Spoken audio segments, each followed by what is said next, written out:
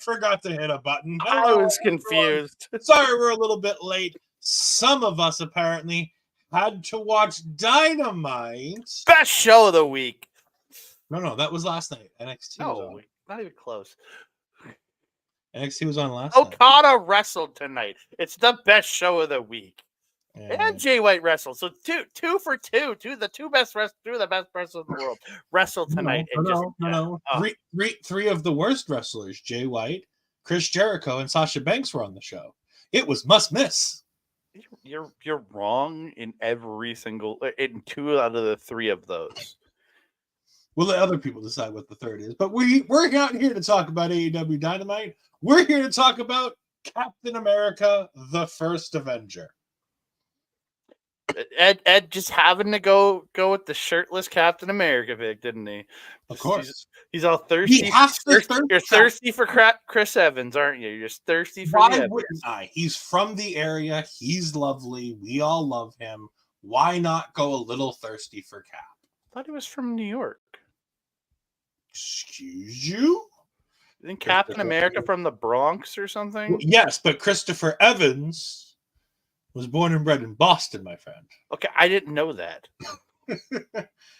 Oh, you guys don't. You guys never got the commercial with him and a couple of the other Boston people as they were parking the cars that parked themselves. They talked about the parking assist things, and they had a whole commercial about how they were doing the Boston accent about parking, and it's just three famous Boston. I think that only happened in Boston, buddy. It might have. A good Rose saying it's what brings the ladies. Yes, that is the thumbnail that will bring the ladies. Like, look at that hunky man meat. No, come on, it's Red Skull's face. That's what brings the ladies. Well, I mean, that's what brought me here. No, it's Peggy Carter. That's what brings me here. Peggy Carter is a delight in this movie, but he is Captain America: The First Avenger. This is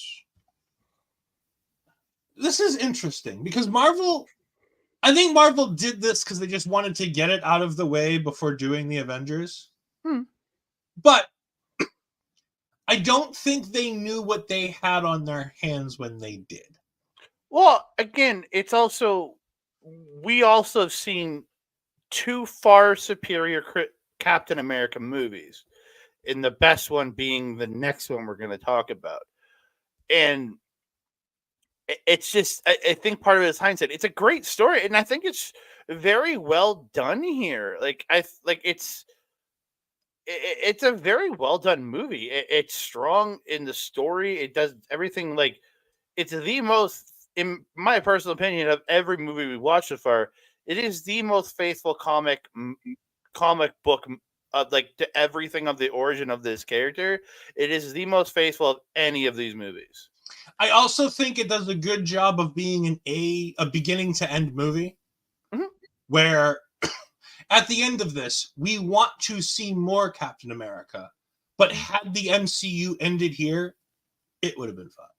It's the same thing I give Iron Man. It from start, it's a great starting point, but if you never gotten a piece of MCU afterwards, that movie would have still sufficed as a great comic book movie on its own. This is the same thing, and I love the fact that it stands on its own, the fact that it's a prequel to everything else and just does its own thing. And I just find it such a sharp movie. The people in it, it's just it very well written, but it gets better for this character. It only gets better. I mean, this cast, like they went balls to the wall for this cast. Chris Evans, Tommy Lee Jones, Hugo Weaving, Haley Atwell, Sebastian Stan, Dominic Cooper, Toby Jones, Stanley Tucci. Like, this is just banger after banger of. Neil McDonough as Dum Dum Dugan is so. Yep. I love me some Neil McDonough. That man is just one of the best actors that has ever existed.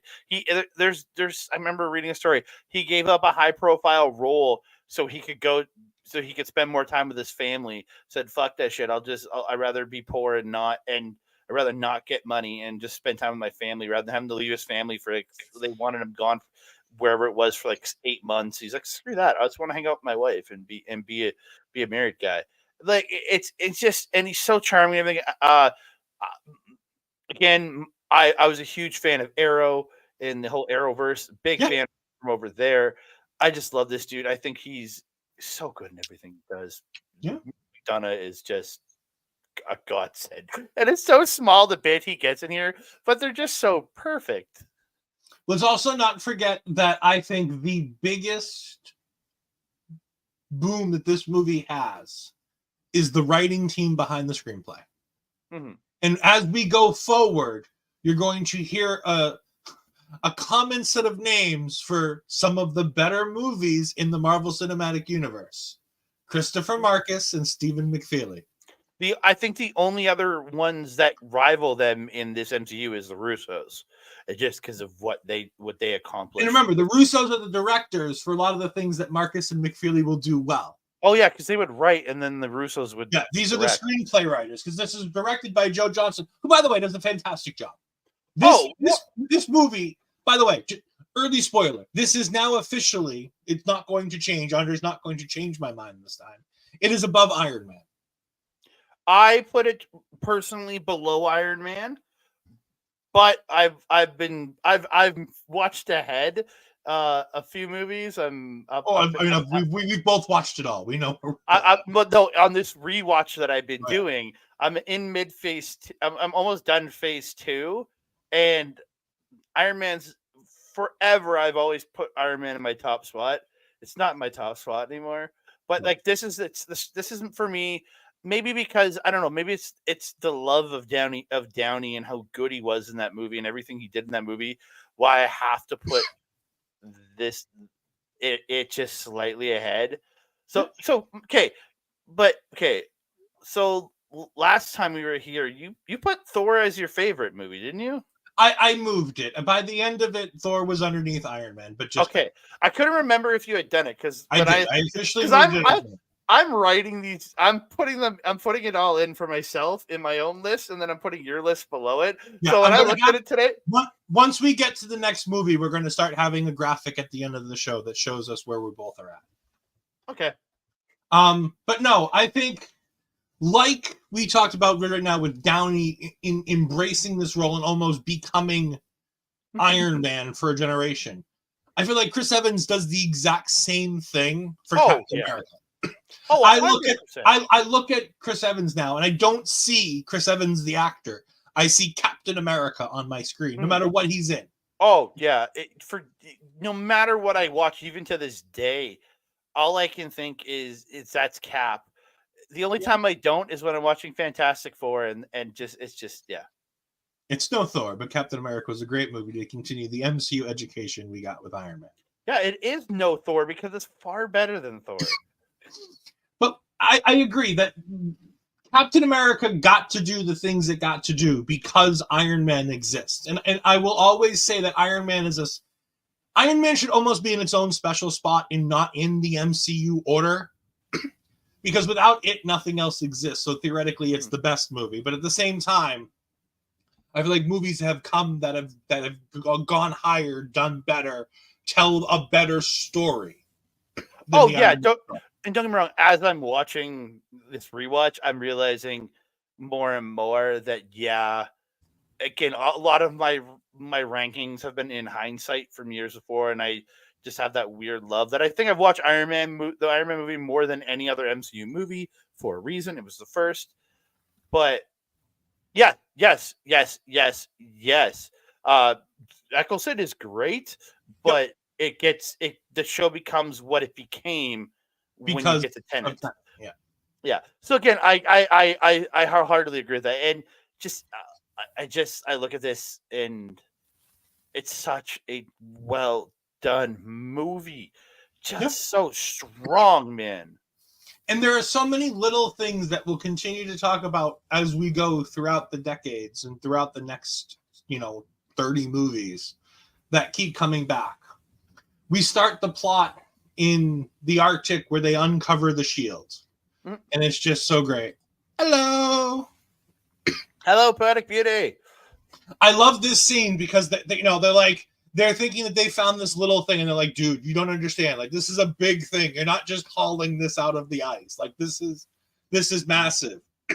They burrow their way into this thing, and they get down there, and they're looking, and it's like the dead of night. And they see the shield. And there's that lovely moment where he calls and he's like, wake up the general. And he's like, dude, it's 3 a.m. And he's like, I don't care. This one's waited long enough. What general are they waking up? That's my question. They don't say. They just. Is it Mike? What I'm in my brain is it Thunderbolt Ross? Maybe that's the only general that we have. Really, I'm assuming it's just random general who. I choose to believe it's Ross, and then Ross is letting Fury know about shit.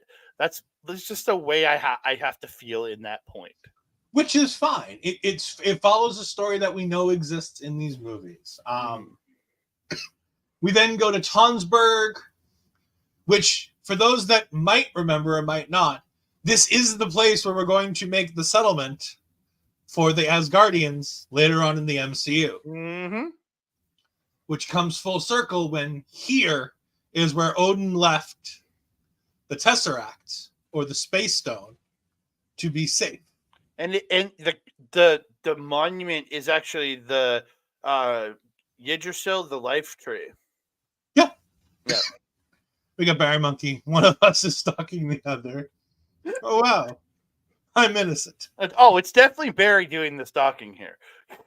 Well, I don't know. Barry's normally here, and Poetic Beauty only shows up for the Marvel show, so I don't know. Maybe. It's fine. We like to have all of you here. Stalk each other if you must. I'm sure some of you only stalk each other in our chat. Twitch. That is it. Just on our Twitch or YouTube chats. That's it. That's all you're allowed to stalk each other. That's it. That is it. We're not condoning any other types of stalking. Yeah, that's right. Only in our chats. But Johann Schmidt goes ahead and gets the Tesseract. I love how he realizes that the first one's a fake and he just lets it fall to the ground and just crash. Yeah. It's just such a great, interesting scene that we get here with Johann Schmidt. Hello, Astrid. The Astrid pose. Hi, Astrid. Love you. I'm sure Astrid and Mel will be talking all about tonight's episode in the women main eventing AEW Dynamite on their show, if not later tonight on Friday. Yes, they were both just in Get the Tables. That's where I figured you guys were at, because I know that's where we found Poetic Beauty, where they found us on one of the NXT streams or one of the Get the Table streams. But hopefully you all enjoyed AEW tonight. We're going to leave the AEW chat at that, because me and Andre have already had our disagreeing about AEW in the pre-show chat, and then to start off the show. And again, we will never see eye to eye, and that's okay. That's why we love each other. That's wrestling fans can, even though the internet says it's not possible, we can agree to disagree. Yeah, again, I'm cool with it. We then get to New York City, and we go back in time. Well, back from where we started with the present day scientists finding the frozen aircraft, and we go back to the 1940s, and we see Steve Rogers being kicked out of another attempt at being brought into the service. Astrid, I agree to disagree with Ed way too often. It's how I choose my partners. I can't have a partner who agrees with me too often. It'd be bad. I came up on AEW after 10 minutes, so I wouldn't know anything anyway. Yeah, that's fine, Barry. Impact's coming up tomorrow. You'll be all. I still love you, Barry. I still love you. We see James Buchanan Bucky Barnes in his new military attire as Cap's getting beaten up by the bully. But we get little hints of Captain America things here as he's getting beaten up by the bully. He takes the trash can lid and he holds it like a shield. And he utters for the first time the phrase, "I could do this all day." So good. So good. Yes, we are. We are still tag team partners, always and forever. But yeah, no. And then they go to the world of tomorrow. The Howard Stark Expo. Well, it will later be called the Stark Expo, but here it was called the World of Tomorrow, which is what we saw referenced in Iron Man 2. This is the expo that we were talking about before. And we get to see Dominic Cooper. One of them. One of them. Yeah. It may not be that exact one, but it's the same kind of thing. It's the same kind of place. Dominic Cooper back again as Howard Stark. Yeah, I think this is the first time. This is the first time Dominic Cooper is playing Howard Stark. He will be back in Agent Carter. Yeah. I keep forgetting that this isn't the older Stark is the other Stark that we see. The dude from Mad Men. Yeah, it's that guy. John Slattery. Yes, Slattery. That's the one. Yeah, John Slattery. Slattery always plays older Tony's dad, and then Dominic Cooper always plays young Playboy Tony version of Tony's dad. He does it well. We have the flying car that we apparently should have already had already. But Stark Industries has gotten a bit behind because Tony's too busy making Iron Man suits to give us our flying cars in reality. So, damn you, Tony Stark. But as they get ready to go dancing, Steve sees that there's another place for him to be recruited into the army, the enlistment center. Also, there's that really great scene where they have like the soldier's uniform with like the mirror and the face is empty and you get to put your face in there to see what you'd look like as a soldier. And little skinny Steve steps up to it and he's barely in the shot. It's like half his face because he's too small. And then he's like on this double date, but you can obviously tell he doesn't want to be in this double date, and his date doesn't want to be there with him. She wants to get into a three-way with Bucky and his girl, which we think probably happens, but that's I guarantee you that happened. Bucky seems like that kind of guy, doesn't he? Oh yeah. But this is where we're first introduced to Dr. Abraham Erskine. As Steve is having an argument with Bucky, Erskine is listening to everything that Steve is saying. And he picks up on key words. Did you miss that? Which one? Where Steve and Bucky are having the argument right outside the enlistment center, and Erskine standing there watching them. Oh yeah. Okay. You were looking at me confused, and I was like, no, sorry, I was looking at something else on my screen. I apologize. That's fine. No, I just wanted to make sure that we were talking about the same thing. But Erskine's there. Yeah. Steve just wants to be in a devoted relationship with Uncle Sam. Steve and Bucky, as we go forward, we're going to have to ask the question, did they? Because at some point we have to know the answer of did they or didn't they? What, they fucked each other? I wouldn't be surprised. Nah, I don't think so. They are way too close to just be friends. Okay, dude, I have people that I am not related to that I call that I literally. I do too. In my life, I have never had relations with any of them. So these two just they ooze that energy. Then they can have. You can write all the fan fiction you want. Oh, trust me, I don't have to write it. It's been written. But obviously you have your version in your head that you got to get out.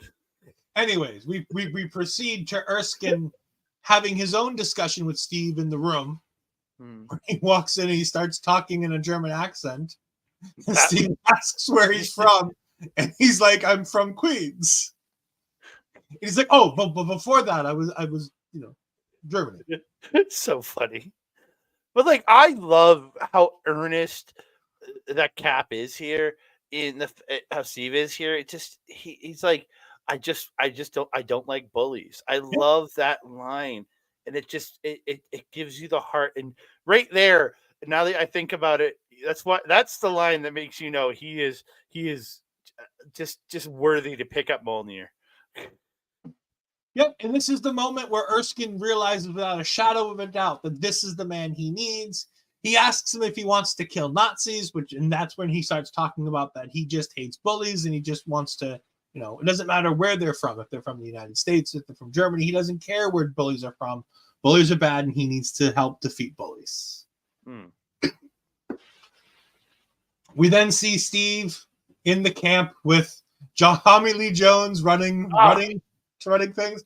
Oh, the man who you thought you'd never see in an MCU movie. Like, of all the people that doesn't belong in an MCU, they found the perfect little role for him. He was Two-Face. Just remember, he was Two-Face. So that's why I said in an MCU movie and not just in a comic book movie. Because I thought he was great as Two-Face, by the way. The dude will do anything for a paycheck. We all know this. He was in there was a movie where he played like a U.S. Marshal and he's protecting like a sorority house or something. Oh yeah, he will do anything. Something like that.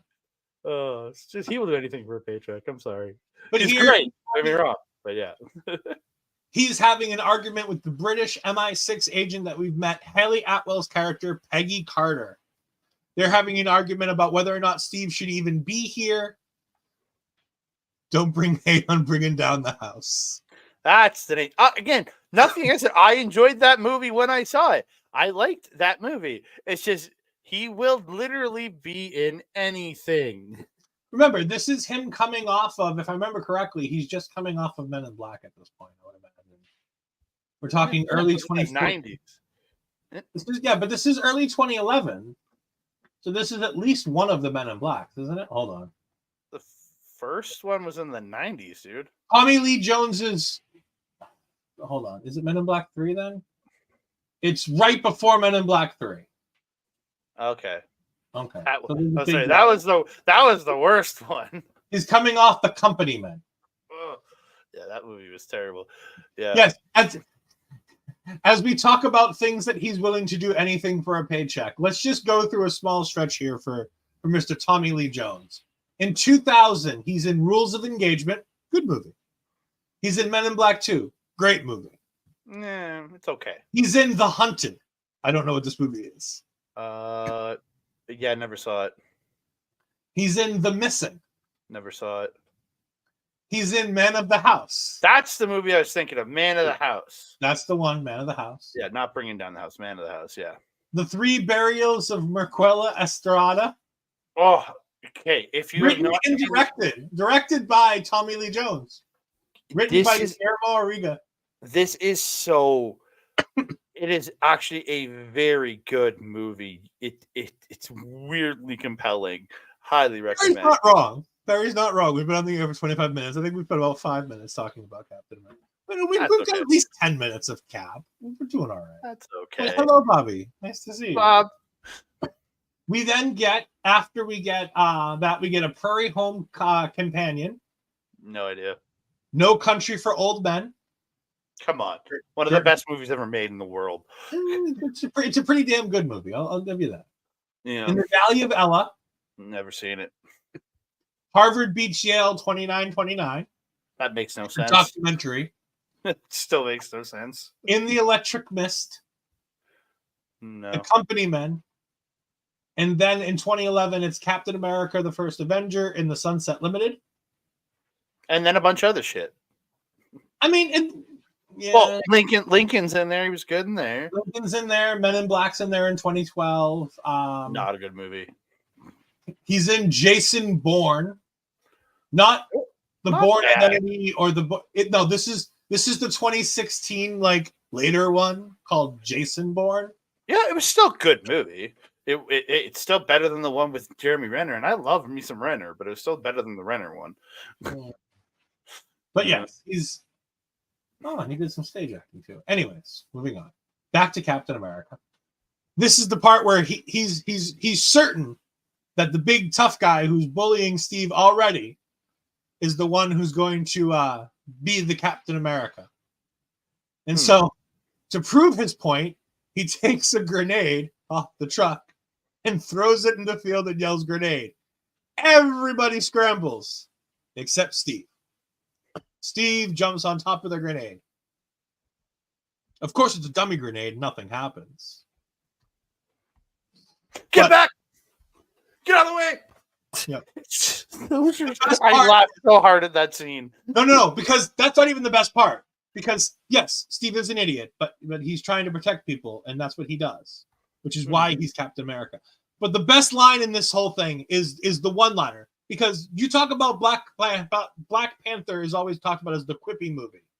No, it's Captain America, because here Tommy Lee Jones looks at Haley Atwell. He's still scrawny and walks away.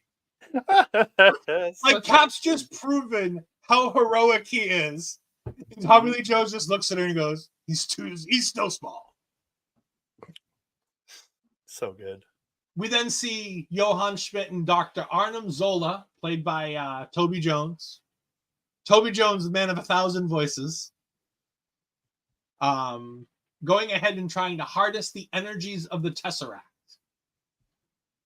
Which is fine, But like I said, this movie does a very good job of taking a large amount of time in the beginning of this movie to set up who the villain is, what he's trying to do, who the hero is going to be, and why he's important and what makes him different than everybody else.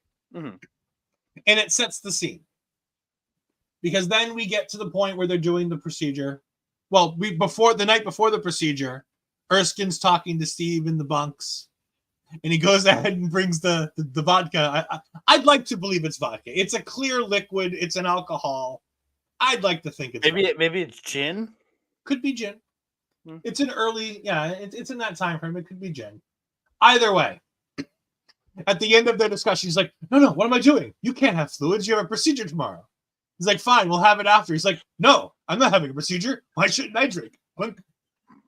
Doubles his drink up and pounds it back. And just pounds it back. So good. Hey, guy's good, man. He's a good drinker. He's German. Of course he can drink. Anyways, we then get the scene with everybody in the room as Steve's walking into the Vita Rays machine. He's introduced to Tony Stark. He's introduced to Howard Stark. I keep saying Tony because I hear Stark and just think Tony. Oh, yeah, it's true. Barry says, if you ever want a great sitcom, The Detectorist starring Toby Jones and the other one with the wooden eye in the Pirates of the Caribbean. Interesting. All right. I know who he's talking about. I'll have to look it up at some point. Yeah, give it a shot. But the machine starts to work, and then it looks like it's not going to work, and Steve is screaming in pain. And they decide they're going to shut it down. They're going to stop. They're not going to go through with it. But Steve yells to the machine, no, go! I want to see the cut or the version where they stir up the machine. He comes out with like an engorged arm and an engorged leg, and then his other arm still is scrawny little arm and scrawny little leg, and like his neck's like buffed out, but like the other part of his neck isn't. That's what I want to see. Basically, you want to see like what we saw in the Thing episode Happy Hogan's episode, yeah. But half transformed. That's like the rest of his life.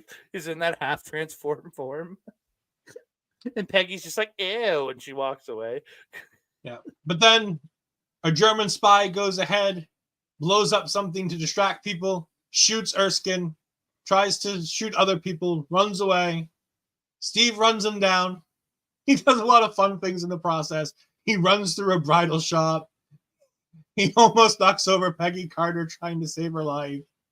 Again, it's a fun scene. He takes the door as he's chasing this guy. At one point, he has the taxi door, and he uses it as a shield, continuing the subliminal message. With the star on it, too. Yep. We're now getting closer to the shield. Now it has a star. First, it was the trash can lid. Now we have the door with the star.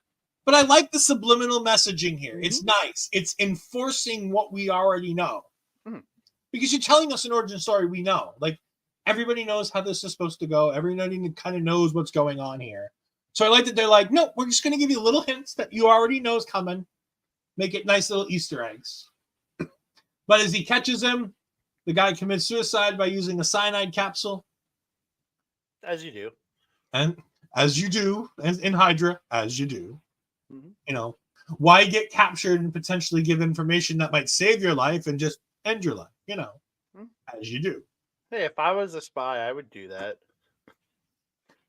But then you would assume that now we've got Captain America. We got this big, bulky, beautiful man. Hallie Atwell can't even keep herself from touching She his touches them. It's Oh an my ad-lib. god! The best part is listening to her in interviews after the fact, try to explain what happened. She's like, I couldn't not touch the chest. It was the first time she saw the dude like Yep. all buffed out. She's like, "Ooh, touchy."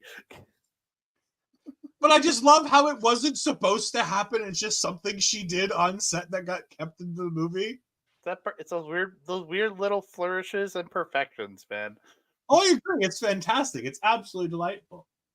But you would assume that he's now going to be a soldier and he's going to go ahead and help the country save the day. Nope. A senator has an idea for him.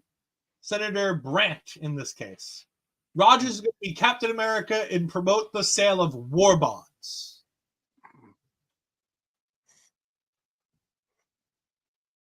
So, one of the things you have to remember is that TV wasn't what it is today. Movies weren't where they were today.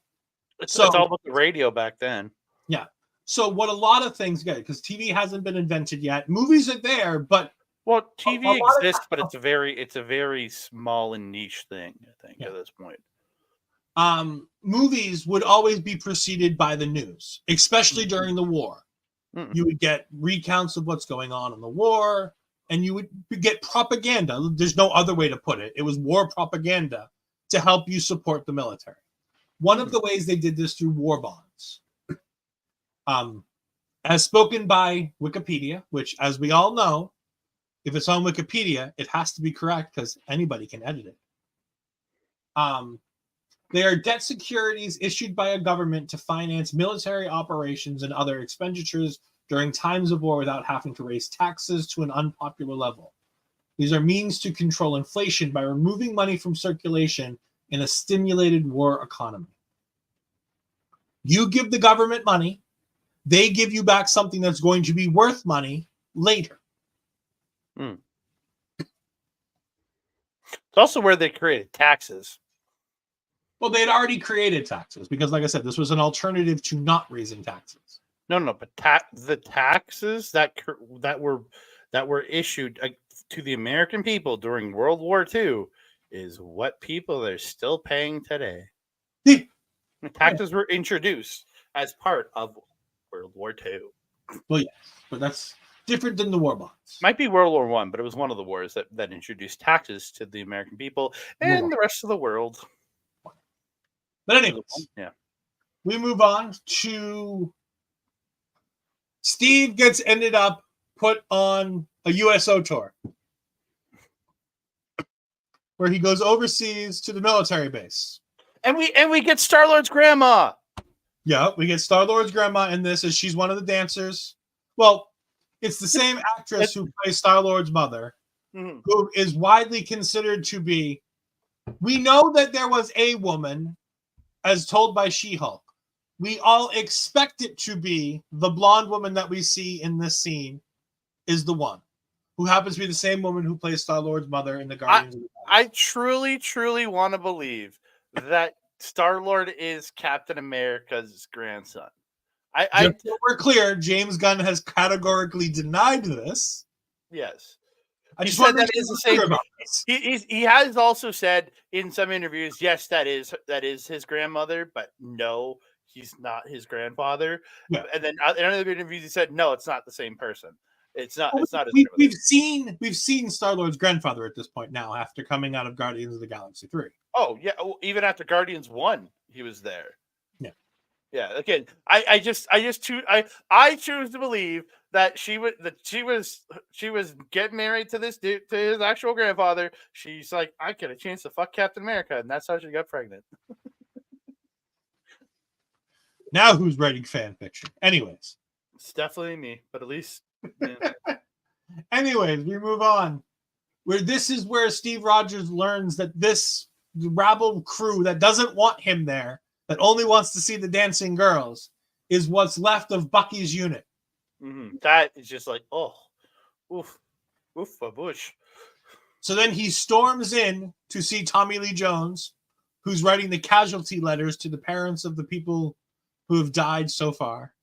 And I like seeing the fact that he's like taking the time to hand type these himself. Like, he could have just had somebody else on his staff be doing this. He could have just called them, sent the list to Washington. They could have had their type guys in a room doing these letters up verbatim, and then just putting like an each fake sign and having somebody fake sign for him. Really, but he's taking the time to hand type these with the typewriter himself, which I think is a nice little feeling. Like, he's taking responsibility here. He's like, I apologize. I was commanding officer. You know. Yeah, 100%. Steve comes rushing in and he's like, you know, I need you to check a name for me. And he's like, the name sounds familiar. I think I wrote that letter. I'm sorry. He's gone. He feels like he's half-hearted about it. He's like, yeah. Like, he doesn't take the time to look. He just tries to go through his old memory Rolodex to figure out if Bucky was on the list. And he's like, yeah, I think I remember that name. Yeah. So now Captain's determined he's going to go try to see if he can save Bucky and the rest of the men. So he meets up with Captain Carter, or Peggy Carter at this point. What is her official title? I forget this. What was her rank? Margaret Peggy Carter. She's just a special agent, I think, or something of that. Yeah, she was a special agent for S.H.I.E.L.D. and director of S.H.I.E.L.D., but I wasn't sure. No, it's the SI... The SSR, yeah. Yeah, something like that. The Scientific Strategic Reserve, yes. Yeah. No, but I wasn't. She was part of MI6 here, and I wasn't sure if she had a rank in their military. I think she was just an agent of MI6. I don't think she had a rank. That's fine. Yeah. But Rogers goes ahead and decides. Barry.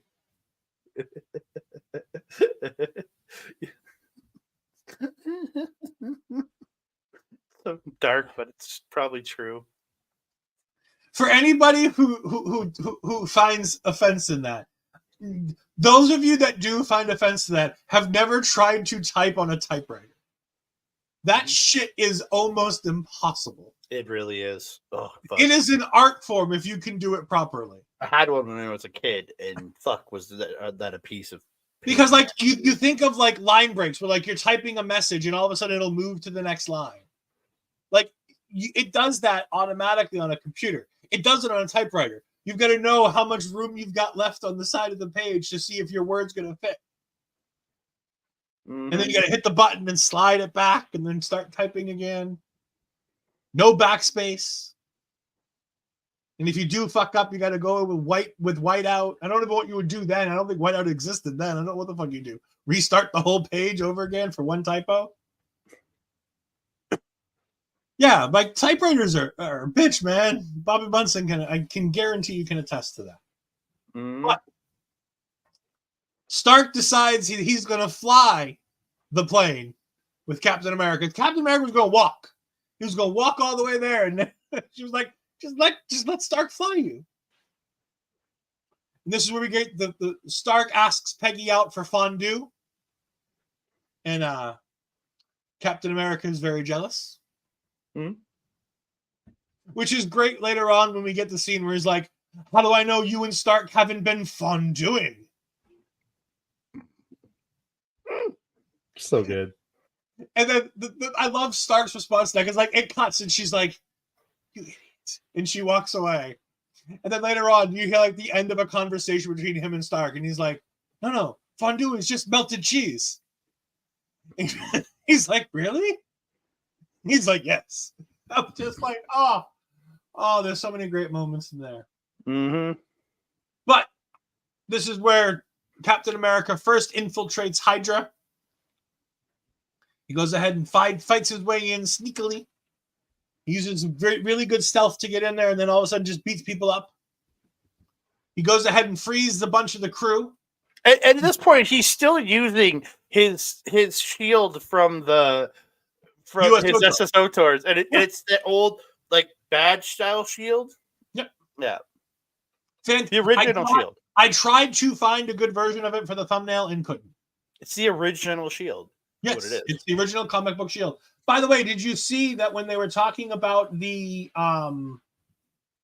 earlier on in the movie, when after he gets the serum and in between shots of him going on the local USO tours to sell war bonds, there's an actual Captain America volume 1, like issue 1 of him punching Hitler, because it was literally a piece of propaganda. Marvel wrote this as a piece of propaganda material, and the actual issue 1 is in the movie being read by children, which I think is an amazing Easter egg. Oh, it's so good to see that in there. And it's so hard. Like, if you blink, you miss it. Well, World of Tomorrow has the original Human Torch in it. Yep, it does. Yeah. It has the Human Torch in it too. Yeah. Yeah. Oh, there's all kinds of little Easter eggs. I think there's a Submariner reference there too. Yep. Yeah. I think. It'll be something later. There's a Submariner reference to Namor, but here he saves Dum Dum Dugan, Gabe Jones, Jim Morita, James Montgomery Fallsworth, and Jacques Dinar. But Bucky's not amongst this crew. So he goes ahead and tells them to go ahead and get to the gates, and he'll meet them there. As he goes deeper into the base where nobody's ever come back from, to go ahead and find Bucky. Meanwhile, what's been going on at this base is that Red Skull has been using the Nazis' money to go ahead and fund his making of space stone weaponry. The early days of what will become Phase 2 weaponry in the Avengers movie. To which he also gets rid of the Nazi leaders who are mad that he's just gone crazy and decided to do things for himself as Just opposed killing to them. Fatherland. He just kills them. Yeah, just dead. I'm like, sweet, all right, works. Hey, he's killing Nazis. I'm okay with that. And then there's a great scene of one of the guys in the tank, the Hydra-powered weaponry tank. And they're like, how do you make it go? And he presses a button. He's like, this one. And he starts rattling off like how he knows German, and then he switched German for French. And Dum Dum Dugan looks at him and goes, I didn't ask for your resume, son. Oh, there's so many. Who that was the black, it was the black guy, right? Yeah, it was the black guy. I can't remember his name. I think it's James Montgomery Fallsworth. The actor that played him. Fuck. Yeah. J.J. Field? No. It's James Jones. Gabe Jones, I'm sorry. Yeah, I can't find him in the listing here. It's because this is the one who's Fury's uncle. It's the one who's related to Fury. Well, no, related to Fury. What's one of the related? Sergeant Fury. Yeah, okay. Yeah, again, I'm not sure. But yeah, the actor that played him, though, I really like. I can't remember his name, though. Hold on. I'm getting it now. Derek Luke. Yes, he is such a good actor. Derek Nathaniel. He's so good. Yes, he played in Friday Night Lights. Yep. Yeah, again, he's wonderful, and it's such a small part to this movie, but I find him he's such a weirdly charming actor. I love seeing him and stuff, man. He's so good. Yeah, he's one of the guys that we'll see later on in Agents of S.H.I.E.L.D. You mean Agent Carter? No, Agents of S.H.I.E.L.D. When they meet up with Peggy Carter and... I'm sorry, no, you're right, Agent Carter. I apologize. Yeah, I was gonna say I'm pretty sure that was Agent Carter. I remember that they meet up with them again without Cap, and for some reason I thought it was a backward episode. No, it was Agent Carter. Yeah, it's been a long day. I apologize. It's been a long day. All good, man. Trust me, a very long day for me too. Don't worry. But now Steve's rescued them. He brings them all back as Biker Boys. That's where I know him from. Biker Boys. Sorry. He starts bringing them all back as Peggy Carter's being being given the riot act by Tommy Lee Jones. And he's like, what the hell's going on up there? As all the soldiers are going to the front gate as they see all of these soldiers walking back in. And he saved all the missing soldiers and brought them back, or as many of them that he could. Yeah, some died in the firefights. Yeah. But he brings them back with a Hydra tank, a couple Hydra weapons, and the knowledge of where most of the bases are that are producing the things. But he doesn't know where the secret base is that Bucky told him about. So he needs to recruit a crew because the Tommy Lee Jones says, all right, I'll give you a crew of my best men. He's like, nope, I'm working on it. And that's where he recruits Dum Dum Dugan, all of them, which will be known as the Howling Commandos. Mm-hmm. By the way, I still think Marvel needs to make the Howling Commandos project. It's the one missed opportunity of the early days of Marvel that there was never a project for the Howling Commandos. Because I would have loved to have seen what they did after Captain America. Yeah, that would have been nice. Because there are massive comic book runs that do the A-Team. But with the Howling Commandos, just do that. Do A-Team in the late 40s, early 50s. It's just they're going around solving problems for people. That would be awesome. Oh, that'd be great. But we go ahead, and this is where he's walking down there, and he's waiting to meet with Tommy Lee Jones and Peggy Carter, or he assumes Peggy Carter's in the room. Oh yeah, they're beating up Nazis. They can be Nazi hunters after this. Could be. It could have been Nazi. The Howling Commandos go hunt Nazis. There you go. The ones that escaped Argentina. He's waiting to go ahead and get into the room, and this is where a nice young blonde decides to thank him for the 400 men that he saved for their wives and girlfriends. I love it. She's like, all of their wives. He's like, I don't think they were all married. And she's like, shut up, boy. Stop playing stupid. And she pulls him in the corner and kisses him. But unfortunately, who comes walking around the corner? Peggy Carter. She's not happy. She's not happy at all. We see the electric shield, which is something that Captain America would use eventually in the comic books, an electronic shield that would fly back up to his wrist, as opposed to having to use the magical ability of bouncing the shield everywhere. The fact that it returns them is weird. Still to this day, it is the biggest plot hole in anything Captain America related, is how that shield bounces back to him. Mm-hmm. I will never stop wondering how it happens, but also at the same point, I also don't care. Speaking of beating up Nazis, has anyone seen the movie Susi or Sisu? Especially, essentially just a John Wick-like dude beating up Nazis for 90 minutes. I thought it was okay, but I know it didn't do well in the cinemas. It sounds entertaining. I remember seeing the ads for it coming out of the pandemic. But this is where he also finds this shield that Howard Stark had put away. He was like, no, we're not using this. He's like, what's this? It's so great. It's so light. He's like, yeah, it's made of this thing called vibranium. And everybody's lights go, aha, the shield.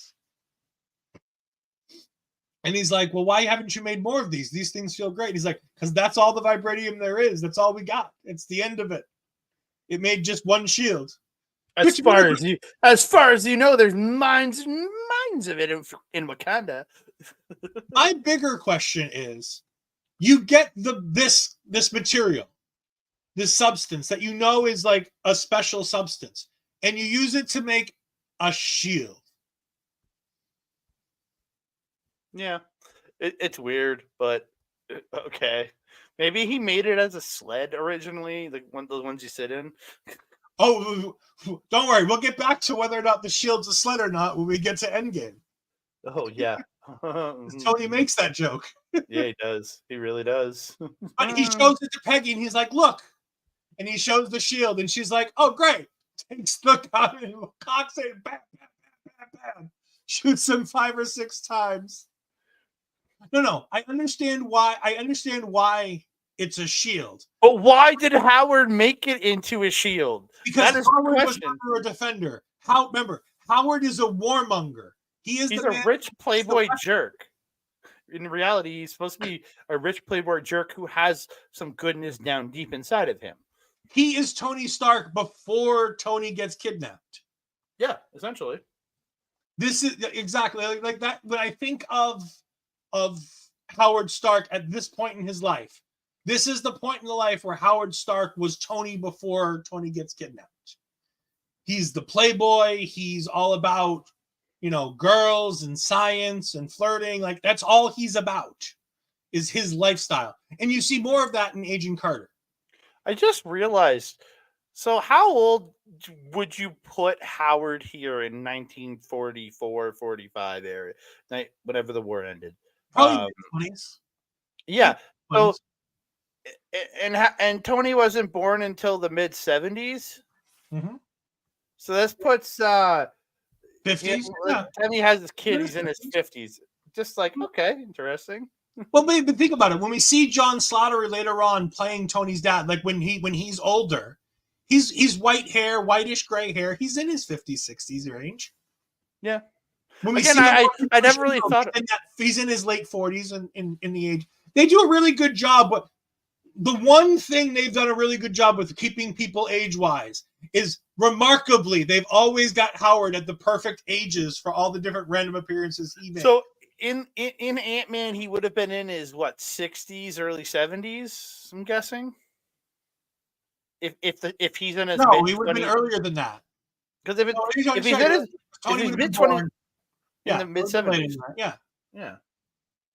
And he would have died in the 70s ish area when he died in 91. Yeah, so in his 70s, early 80s, somewhere. He lives a good long life. Wasn't that tragic? Wasn't that tragic? Tell that to Tony. It fuels a whole movie about how tragic this is. We'll get to it. We'll get there. I love the fact that she shoots the shield because she's just so pissed at him that she shoots the shield. She doesn't care if it's going to work or not. All she cares about is just shooting Steve and making him feel pain, which is fantastic. And she just wants to feel better. She just wants to feel better. But when they flash to a later on portion where he's got the shield, did you notice in this first movie? Now it doesn't hold up to every movie, but in the first movie, even when they paint it, all those bullet hole, like the spots where the bullets impacted, are black spots on the shield. Remember, they hadn't gotten their adamantium paint yet. In 2011, when they found him, they had adamantium paint, or not adamantium, vibranium paint at that point. So come on, we're good. They get just an vibranium. I love the idea that it's not covered up. I love the idea that there's still some imperfections when they paint over it. Like it's not perfect. It's not the fix all. Like you can just cover over it and nothing happens. Like even though it's indestructible and it absorbs the momentum coming into it, it still breaks a little bit, even just that little itty bitty bit where you can't quite paint over it in the first movie. I love that idea. We then go through the big fight scene where the Howling Commandos storm the facility, the secret facility, and we get the wonderful scene where he's chasing after Red Skull, and he's trying to run after him, and Red Skull's just gone off, and Tommy Lee Jones and Peggy Carter come up in the car behind him. Yeah. Again, how this fucking car keeps up with this advanced plane, I don't understand. It must have had an advanced Tesseract-powered engine. But again, we're forgetting about the fun part, the quips. So there's a great moment where Peggy decides, well, you know what? I'm giving him a kiss. I'm kissing him. I'm done being mad at him. Now I'm going to kiss him. And she gives him a big kiss, and he stops, and he's not sure what to do, and he happens to just look over at Tommy Lee Jones. Tommy Lee Jones looks up and goes, I'm not going to kiss you. That's so good. Oh, Tommy Lee Jones got all the good ones in here. It was so great. He steals every scene he's in, man. It's also a presence too. You know what I mean? Yeah. Like it's fantastic. We then have the fight on the plane, to which Cap accidentally damages the Tesseract engine that's going on. Red Skull gets, we think, evaporated. We will later find out he got sent through space by the Space Stone. And he ended up on Vormir. And then what always confused me is that the Tesseract then melts through the bottom of the plane. Yeah, and falls into the ocean. I was always confused by that. You know, they've got to have a reason to do the things they do. So like now, yeah, in Avengers, when they use it to open the port, when Loki's, why didn't it melt through the stand it was on? Well, because at this point they've been spending 50, 60 years researching it. You got to remember. True, but again, it's just Project Pegasus. Because remember, after this, we've got Project Pegasus is one of the things that we know of that's happened with Marvel. Wendy Lawson and Marvel. Who? Wendy Lawson, who's playing Marvel, is using the Space Stone in the 90s underneath the direction of Project Pegasus. And then we get, which Howard Stark is a part of, by the way. Howard Stark is another part of Project Pegasus. Because when Tony's talking about the files that he finds of his dad's, there are files that are related to Project Pegasus. And then they've also been going through it since then. Because they didn't lose it then. They kept going through it. So there's all that. And then you have Selvig's work in 2011. Well, in the time frame, it would have been what, 2014? No, 2011. Nah, you don't get your time jump until after. At the end of the movie, they go 70 years into the future. So it would have been 23. It would have been 2013. Whatever. They've established that the Battle of New York's in 2012. So okay, so it's before. Oh, it's 2011, 2012, somewhere in there. Yeah. The only thing that's weird in time is the original Spider-Man because they fucked up in the timing. Well, that's because Sony fucked up. Yeah, that's true. Sony fucked it up. Gotta remember, that's a Sony production. You can always blame Sony for Feige was involved, though. Come on. It's fine. It's all Sony's fault. Sure. But no, he after he decides to put the plane down and he makes his secondary date with Peggy Carter because he knows he's not going to be there for the first. He puts the plane down and everybody presumes he's dead.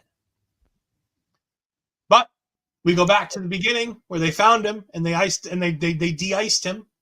They thawed him out. Technically, he was frozen. His heart wasn't beating, so technically he was dead. Technically. Okay. But the super soldier serum kept him alive. He was just like a piece of chicken. He was a frozen piece of chicken.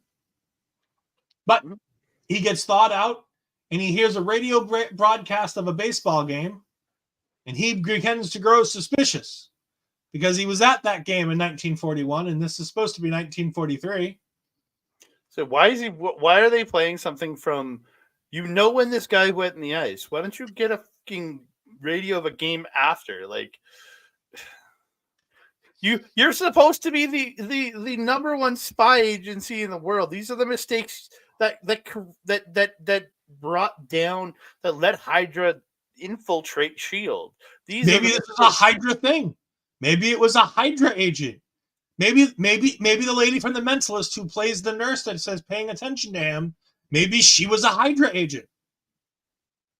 Very possible. I don't know. Either way, he breaks out of the facility in downtown New York. I love how S.H.I.E.L.D. just has this facility, this random facility in this office building in downtown Times Square. Because he runs out in the middle of Times Square, and this is where we see Nick Fury approach him and tell him that he needs his help and that the war's been over for nearly 70 years. Yeah, 70 years. So 2011 makes sense. No, but remember, it's supposed to be 1943. Yeah, not so 41. Nearly 70 years is 68 years. Yes, I understand. So it works. We're going to go through and talk about some of the characters in this movie. We've talked great about it, but Chris Evans was fantastic. So good, man. Just so glad he got the redo after having done Human Torch. And by the way, he's still a great Human Torch. He's if you really watch that, like, in my personal opinion, they nailed the casting for everyone except Sue Storm in that movie. Like, this is a great thing. That era of Chris Evans was a great Johnny Storm. He portrayed everything that it was supposed to be in the comics. He evolved as a person throughout both the movies. And Ian Grofford, I can't remember say his name right. He was amazing, Mr. Fantastic. He was so. And then they got it right by casting him here, and they did it right because he's just so good. I think it's funny as I'm looking here. Chris Evans was asked about Captain America and how he would do in the Olympics, and he says he would crush the Olympics. Any Olympic sport, he would dominate. He can jump higher, run faster, lift stronger weight, but he can't be injured. He could roll an ankle and be out for the season, but no, he's perfect. Sorry, he's not perfect. He's not untouchable. So I find that as an interesting thing to talk about. Tommy Lee Jones, just as Chester Phillips, fantastic job. Oh, so good. Yes. Yeah, he brings such an air, and you really think about it, he's one of the first actors that they got that was like, because Downey, yes, he had been around for a long time, but he wasn't as celebrated as what Tommy Lee Jones was at that point. And he's really that first one. I guess Thunderbolt Ross. He's the second one. I guess Thunderbolt Ross is the first. Oh, and Ed Norton, but no, keep going back. Iron Man, Obadiah Stane, Jeff Bridges. Okay, yeah. But Jeff Bridges is the first name star that they get. Yeah, okay. So they got a few, but he's in those early days before before superstars really wanted to get in on being I agree. A Marvel star, and this is a superstar in that era coming in to do this, like Bridges before him, like Norton before him, was it William Hurt? Yep. William Hurt and Tommy Lee Jones. They were those superstars that did what they did and gave these movies a certain thing, except for Hulk. But yeah, being a superstar in a movie that regretted it immediately. Hugo Weaving hated everything. He hated everything about this. Mm-hmm. I don't understand why, but okay. Yeah, he did a great job. Like, there's nothing wrong with it. I think so too. I really loved his role as Johann Schmidt, but I can tell you in interviews after the fact, he was not a fan of working a superhero movie. Don't know why, considering he was in Lord of the Rings. Like, I don't get it. It's not the same, but it's similar stuff. So, is it really not the same? No, you know what I mean. It's not. I'm not. Just for the people that will argue it, it's not the same, but it's similar, dude. Like, come on. Like, and then with Ross Marquand, that's the guy who would replace him in Infinity War. Yeah, and Ross Marquand does countless voices in the Marvel animated world. He's been Tony Stark. He's been Captain America. He's been Red Skull. He's been a whole bunch of different things at different points in time. Ross Marquand is a fantastic voice actor, and I hope they find some role for him in the MCU outside of Red Skull at some point. I think that'd be fun. I know there was a fan theory going around for a long time. The senator that Tony hates, Del Rusk. Everybody was thinking that's Red Skull because of the name, and the lettering. But it was just, I think Marvel put the name Del Rusk on him just to fuck with people. Probably. Yeah. At this point, Kevin was getting fun at this point. Barry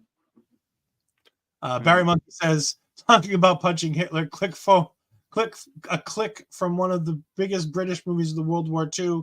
You had Captain America. We had George Formby. Who the fuck is George Formby?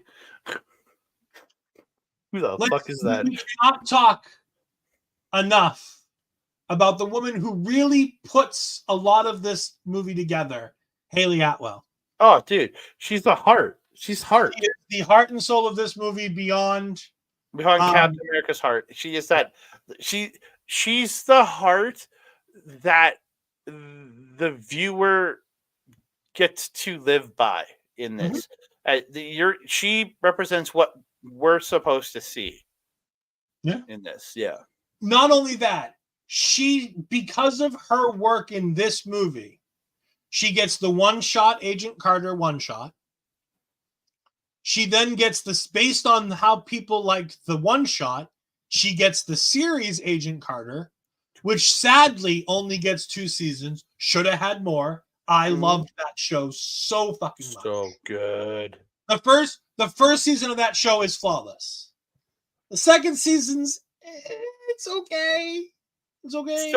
Still good. It's still really good. It still didn't need to be canceled, but I thought she was great. She's also going to continue being great in Captain America and the Winter Soldier. She has just done such a fantastic job of portraying Peggy Carter.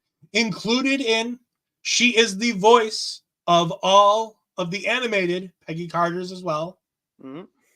She is Captain Carter. She has a new lease on her MCU life as a potential Captain Carter in live action again. We saw her in Multiverse of Madness. There are chances we're going to see her in the rebooted MCU. Secret Wars. Beyond Secret Wars, though, when they reboot the MCU, there's a very good chance that we might be getting more of her. It won't be Haley, though. It might. We'll have to wait and see. No. Sebastian Stan. Now, James Bucky Barnes takes his big leap in the next movie. Mm-hmm. He does a very good job of being Cap's, friend in this movie. He does a good job at establishing the friendship that the next movie would the next crux two itself movies on. will be based off. The next couple movies would crux itself on. Yeah. And I know we didn't talk about his death scene. What did you think of them trying to get on the train? The Siberian train heist type thing. Well, they all got onto the train. One of my favorite parts of the movie, to be honest with you. They all got onto the train just fine. It's just the fight scene in the train kind of sucked. Yeah, and then Bucky, he's hanging on, and then he falls off and falls to his doom, but doesn't die for unknown reasons that have still yet to be explained to me. Well, the way they explained that is he was already being experimented on, and he had already been Zola had already done enough to him to let him survive the fall, so that when they got back a hold of him, they could finish off what they were doing. So, I still believe he had super soldier serum in him. Bobby Munson says, on the next Captain America movie is probably my favorite in the MCU. It's also the one I went in with the least amount of expectations and walked away with an absolute delight. We have a guest already lined up. A guest has already lined themselves up for Captain America, the Winter Soldier. I have no idea who it's going to be. So I'll tell you when we go off the air who it is. But this is news to me, ladies and gentlemen. I've had a direct request that when we do Winter Soldier, that this person is requested to be on, and I'm more than happy to do it because it's going to be a good time. Oh, hell yeah. One of the best movies in the MCU, man. Dominic Cooper plays Howard Stark. Fantastic. Oh, dude. Again, he embodies the role. He literally, I swear, he watched Iron Man 1 and just did that. And just did Tony. Probably is a little bit right. It wasn't really a request. It was essentially a this is happening. I wonder who it could be. I'll tell you, you'll understand everything when I tell you in a second. We talked about Neil McDonald playing Dum Dum Dugan. He's fantastic. He's a delight. Derek Luke as Gabe Jones. Stanley Tucci as Abraham Erskine. Toby Jones as Arnim Zola. Mm-hmm. Who, again, we'll continue to see going into the future. We're going to continue to see that. Thank you for the sub Poetic Beauty. We really do. Yeah, no, I greatly appreciate that. Unfortunately, I have my notes for the movie above the something because I had it on there to pay attention to all the subs and things, and I greatly appreciate it for doing it. But I notes were covering it. I only have so much room on my screens. Barry Monkey also said that he forgot to mention that he saw them filming the early chase scenes in the docks. So that's cool. Very nice that you were out there because it was filmed. Portions of this were filmed in the UK. Mm-hmm. Well, we greatly and now you're going to get ad-free entertainment. So every time we have shows like this, you're not going to have to worry about missing what we say in the ad break. So that's the most important part about when you sub. It's great to give us support, but for more importantly for you, ad breaks. And for anybody else who wants to sub, don't forget that if you have Amazon Prime, as almost all of us do at this point, you get one free sub to any Twitch channel when you do it. Use it anywhere. Just make sure you use it every month. It's free. Use it somewhere. You don't have Amazon Prime? Well, you're somebody else's Prime. Come on. Like Bobby every says, scumbag. 4 subs when we hit our first sub goal here on Twitch. Well, hopefully we can get there. Let's do it. Our sub goal is 10. We haven't really pushed it because we appreciate people's financial donations, but we really just appreciate the people being here and being active in the chat. I got tired of 9 ads. I apologize. I'm going to try in the future to keep a better eye on the ads. Try not to have us in mid-conversation when we go to ad breaks. Yeah, I even when I'm running the JWU, I have no idea when that shit happens. I have the back end of Twitch open, so I know when it happens, but when I have my notes over the screen, it unfortunately doesn't help it. Other people who are in this movie, Natalie Dormer is Lieutenant Lorraine, the one who seduces Steve Rogers in the hallway. And Laura Haddock is Meredith Quill, the woman who we all believe is the one who Captain America slept with, that we talked about in She-Hulk. And impregnated her. And, no. And is actually the grandfather of Star-Lord. Yeah. All right. We now go to the box office. Andre, have you seen the numbers for this yet? I have not. I know you like to do this every time, so I like to. I've been doing. I know the first couple I looked, so I'm trying to. I like playing this game now. So, all right. The budget for this movie was. Hold on, I go back to the top of the screen. Budget of this movie was $140 to $216 million. How much money did this movie make? That's a big like. This is the first big budget Marvel movie. Yeah, it's pretty funny with how wide open they did. So what am I guessing here? Am I guessing domestic? Am I guessing worldwide? You can guess both. I have both numbers. All right. So it made 140 to 260. It wasn't a flop. Nope. By no means. 300 million for that.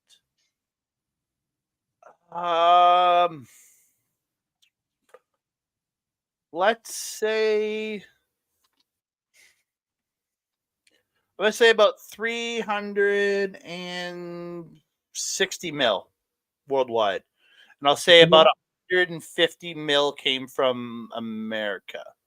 176.7 million in North America, added on to 193 million internationally, got you to 370.6 million. Barry Monk was a little bit off by saying 456 million. So it's a good number. It's not a great number, but it's a good number. But again, it only gets better for Marvel. Yeah. That's the thing. On July 22nd, 2011, in the United States, it did midnight showings, and it earned $4 million in just the midnight showings on opening night. That seems low now, but yeah. And to put it in perspective, outgrossing other 2011 superhero films like Thor, Green Lantern, and X-Men First Class that were all released in 2011, and those all made between $3.25 million and $3.5 million on those midnight showings. What about the Green Hornet? That's not listed here. Damn. I'm assuming it made very, very poor money. Oh, yeah, it did. I love that movie, though. It's a fun movie, but it's not a great movie. All right, Andre. Rotten Tomatoes. Captain America. Reviewers. 276 reviews. What we got? This is the critics, or is this the... Yeah. Oh, it was a well-made war movie. Mm-hmm. I can't see the critics shitting on this one. There's no flashy... There's no big budget Marvel... like fight sequences. They're more realistic than some of the big ones. I'm going to go...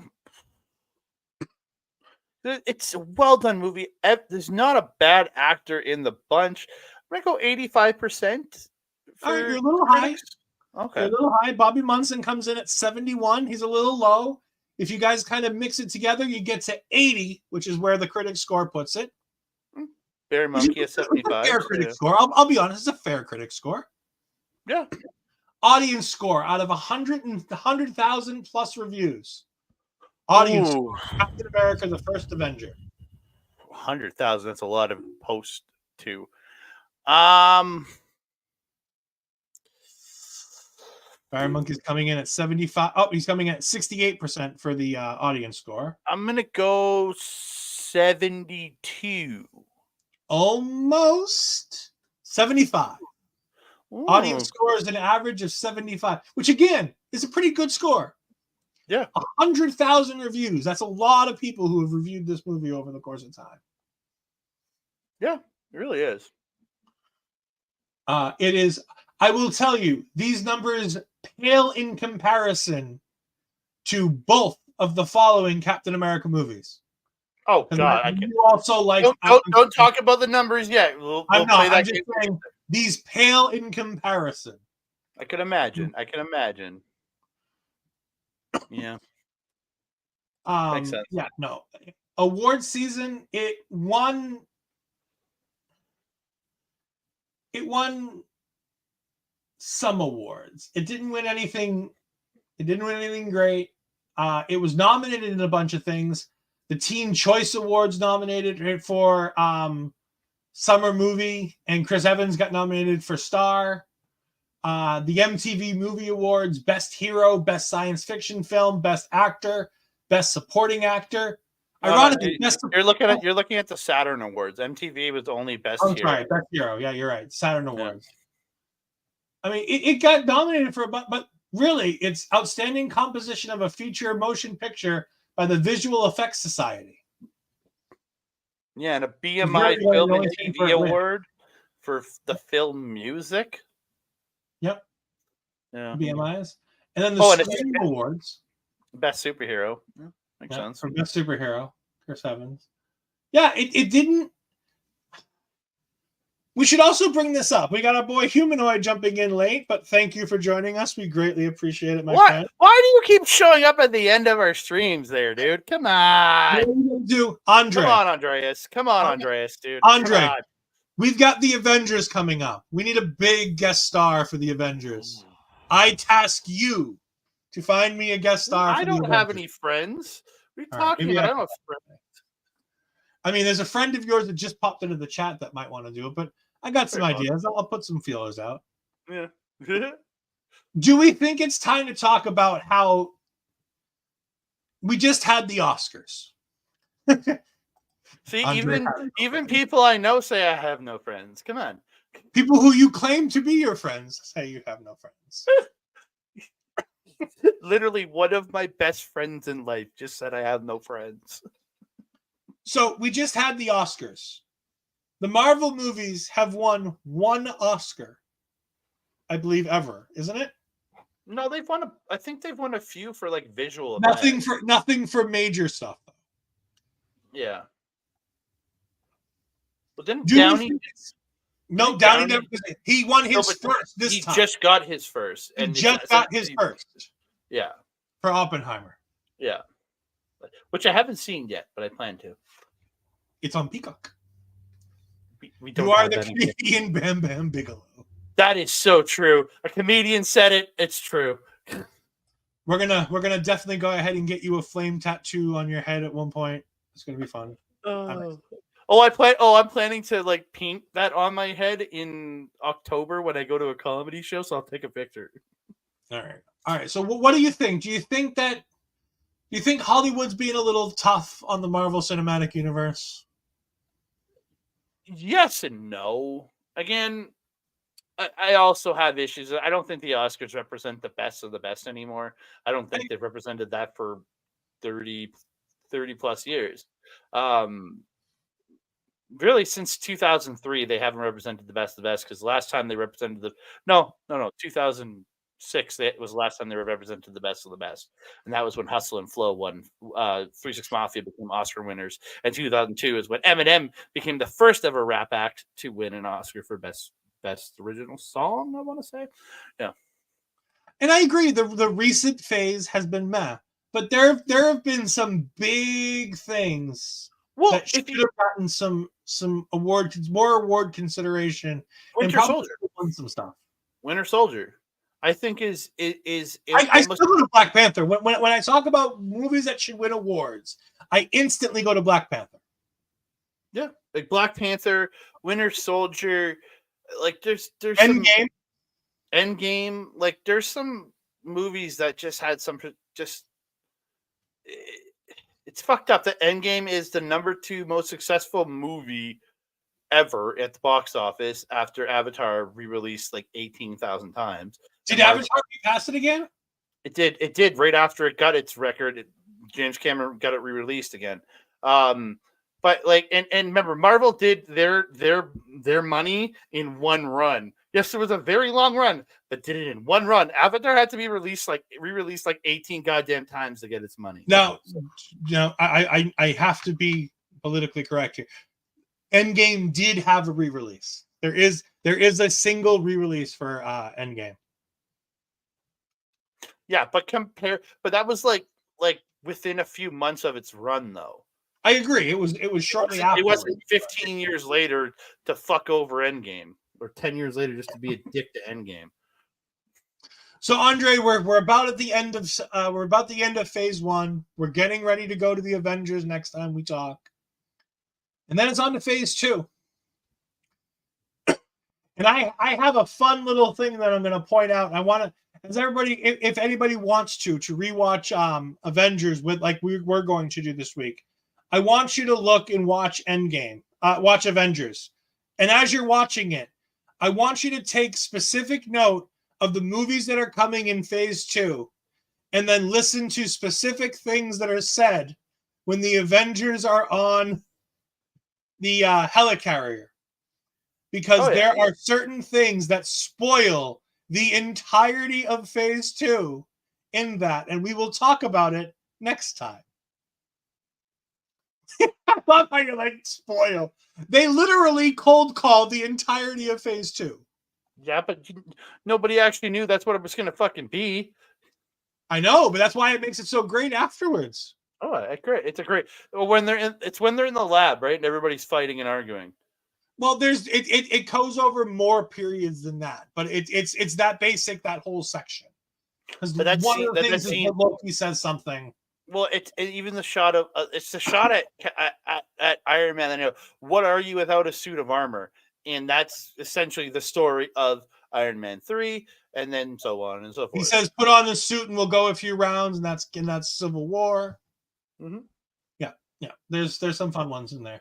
And you are correct. Avatar has now taken the first spot. Avatar: The Way of Water is now at $2.3 billion to take spot 3. So the top 10 now looks like this. And I'm not going to say the numbers because there's a couple of Marvel movies in here. Avatar, Avengers Endgame, Avatar: The Way of the Water, Titanic, Star Wars Episode 7, The Force Awakens. Hey, okay.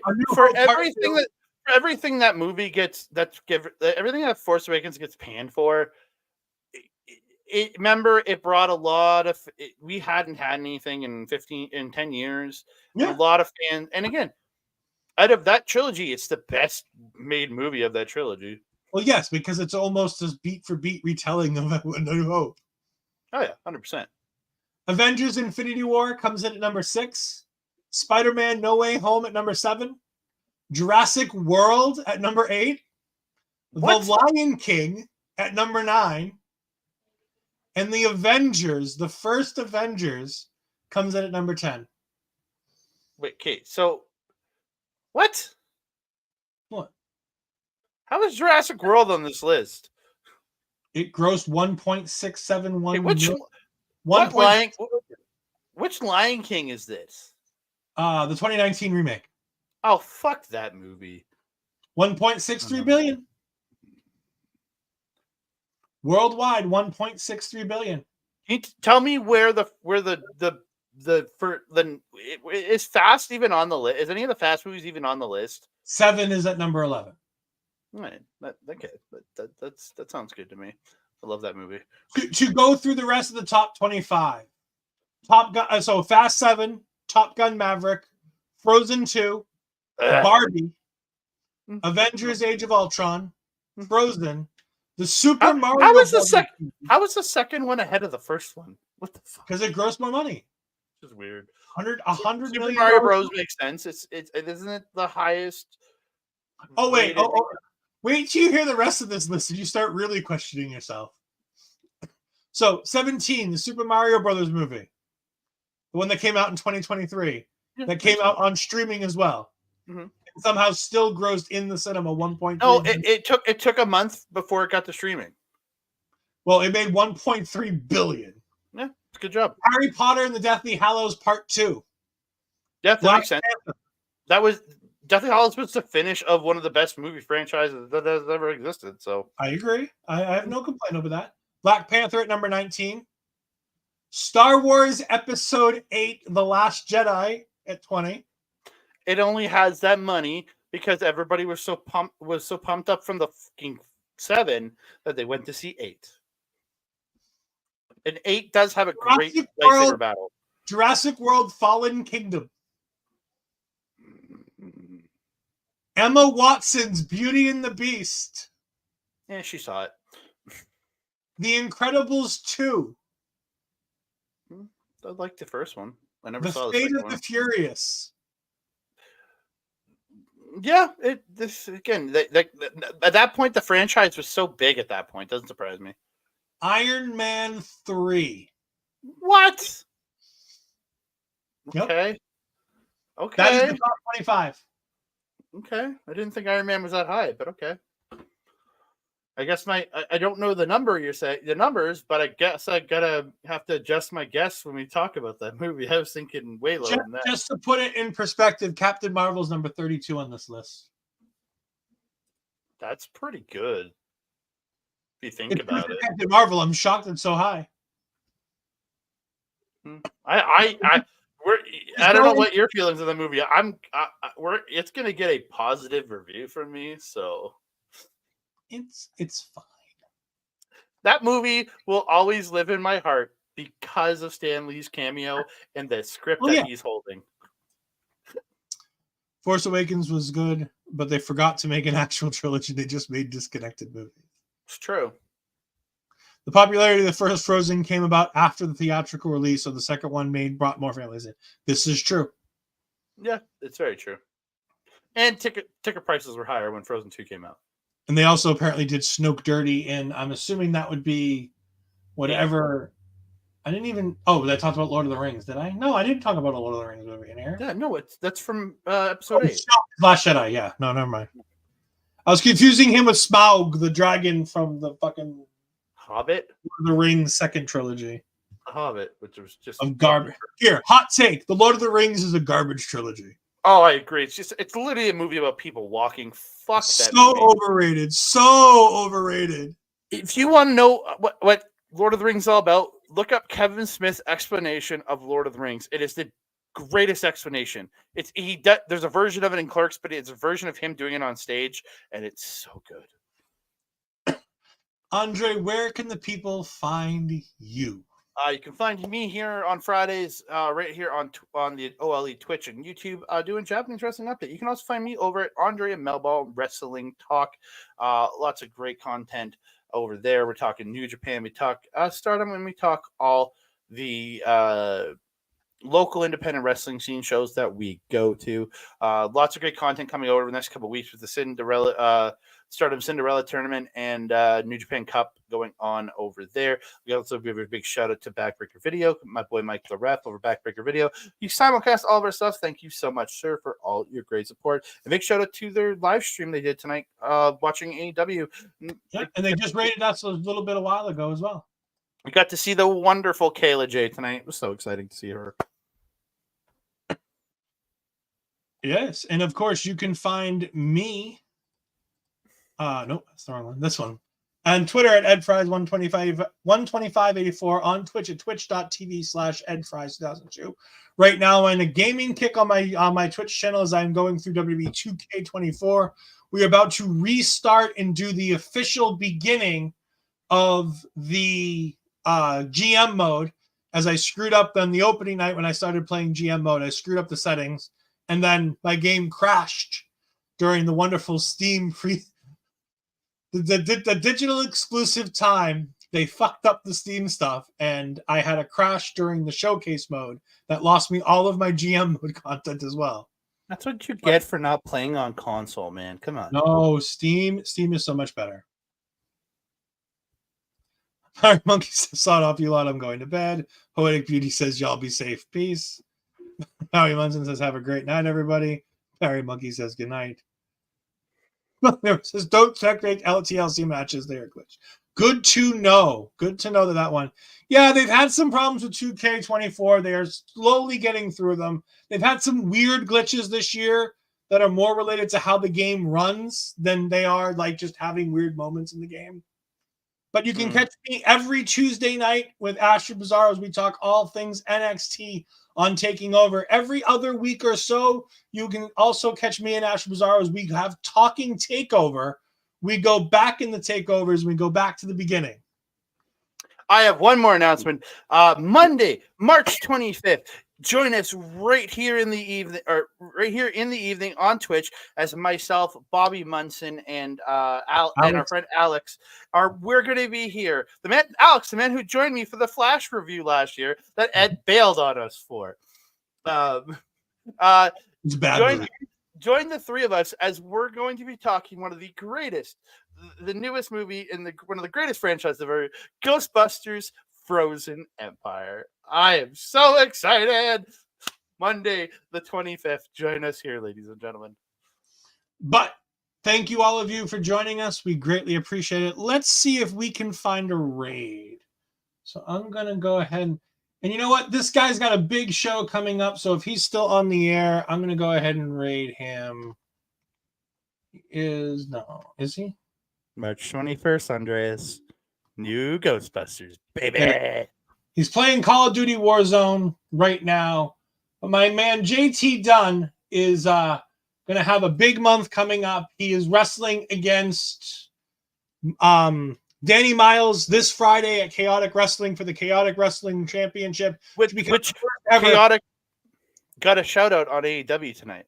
They did indeed, because Sasha Banks Mercedes was a former women's champion there. She did her training at the New England Wrestling Academy, which is the academy run by Chaotic Wrestling.